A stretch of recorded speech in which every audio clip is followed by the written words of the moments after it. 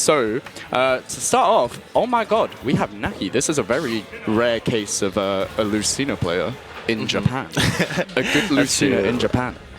There's like not too many of them. Like I even know who this guy is. Like, yeah, I mean Naki is like I'd say like a 1000. I can't remember. He's like one of the best Lucinas on Smash Mate. oh really? Yeah, and I don't know. I see him like pop up in results, like offline results every now and then. Yeah, I see more like offline results from him. Like, yeah. Yeah, but he is, as you can see here, seeded to play Kamukononamaasibikyakudoriru, who is one of the best Terries in Tokyo.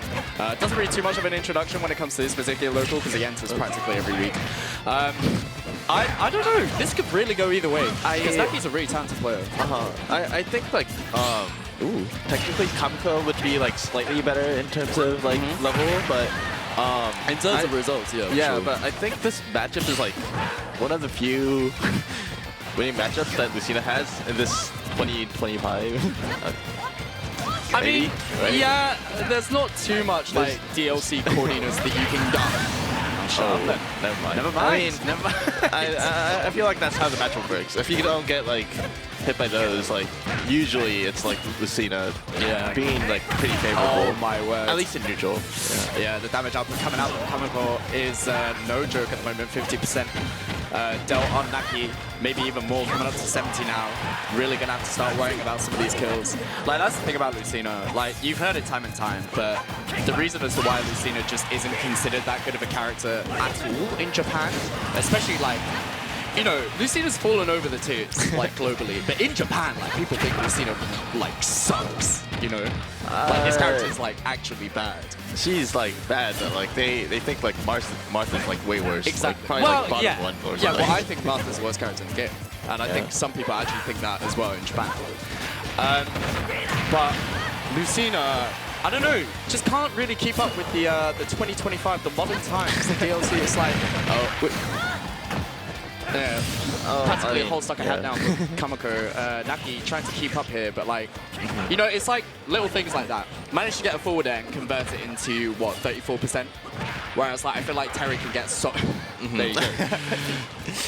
Yeah, Kamiko's really consistent with those. Oh. Kamiko not even keeping it competitive at the moment. That is a commanding game one. And there you go, man. Well, like I thought like Lucina would do like better in neutral at the very least, but I feel like Kamiko was able to like just like win it for most of. That's the thing, man. Lucina is such like a theoretically good character. Yeah. It's like you expect her to do good, but then she'll just get hit by like some random stuff that and she ends up dying at God knows what %. Like, Naki was doing good in the start of that first game. Like, he was keeping up, he just couldn't find the kill. That's all it was. I remember seeing, like, Naki hit those, like, down tilt tech chases, and then he got the final read wrong. It's like, you know, it's stuff like that. You just have to end up making, like, reads and stuff at the end. Yeah, but, like, this stage, like, it's much easier to, like, edgeguard Terry, right? And, for sure. Like, Lucina's also considered a fairly good, okay, edgeguarder, maybe? Yeah. Right? Yeah, for sure, 100%. Naki kind of zooming around the stage here. So far with a really good start. Has Kamiko in a very bad spot, going for the high recovery. Gets the read wrong, and Kamiko gets away with it. Can't quite catch the up B. But Kamiko's back on stage, that's all that matters. Gets himself a full air. Can't convert it into an F tilt, which probably would have confirmed into a Buster Wolf of some sorts. Naki really starts having to watch out here, which is why he's DIing up from these aerials a lot. That makes a lot of sense. You don't want to be put in any kind of tech situation against Terry at all. The damage, not going to kill, but scary. Naki jumping up, getting back, doesn't even matter. The parry into the down tilt Buster Wolf. Kamiko on full force at the moment, despite that lead that Naki had, it's completely dissipated. I don't think he got hit. Oh, okay. That's going to be a kill. We saw throughout the entire course of game one and the start of this game two, Naki's just been spamming these neutral Bs. But no matter how much like you try to go around them, I suppose if you use it that much as like a centralized tool to your gameplay, but it's eventually one of them's going to hit. Yeah, it's like how much you take for like every time you miss those, right? Yeah. if like the calculations is like if it's in your favor, like one shield break shouldn't hurt too much. Good space, like it's a good move to use for spacing as well. You can use it in the air. I kind of get it, you know. That move is probably one of Lucina's best moves. Just to kind of throw out at neutral. It's the only like dishonest thing that she has, maybe. Yeah, you might be right. Oh, that kills too. Yeah, Kamiko, regardless of all of that, is still slightly in the lead here. Naki, up B. These up Bs just aren't hitting at the moment. Kamiko's doing a really good job of kind of avoiding all of these. Oh, and another high recovery gets unpunished.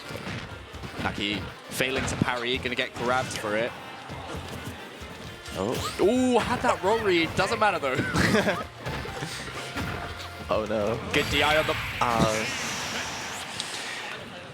Fair enough. I mean, he had that anti-air kind of call out in the back pocket for this whole game, and kind of decided to throw that out at the end. Smart stuff coming out from Kamiko.